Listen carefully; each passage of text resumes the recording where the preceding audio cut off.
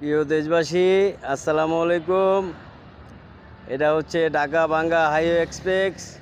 এই হাইওয়ে এক্সপ্রেসে আমরা দেখলাম যেখানে নাকি প্রতিদিন 1-2 মিনিট পর পরে এক একটা করে যাত্রী পরিবহন আসা যাওয়া করে পুরা দক্ষিণবঙ্গ।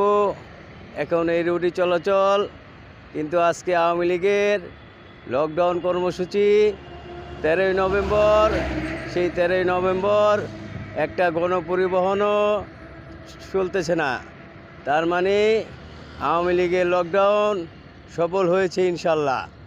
এই সফল করেছেন যত পরিবহন ভাই বোনেরা আছেন, তাদেরকে ধন্যবাদ জানাই যে আপনারা আওয়ামী লীগের লকডাউনে সাড়া দিয়েছেন।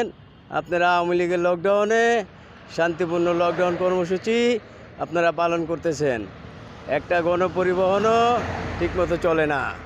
এটাই হচ্ছে আওয়ামী লীগের লকডাউন কর্মসূচি। এখানে আমরা দেখলাম সব জায়গায়, সব ডিস্ট্রিক্টই কোনো গাড়ি ঘোড়া বড় গাড়ি চলতেছে না। মানুষ লকডাউন স্বতঃস্ফূর্তভাবে পালন করতেছে।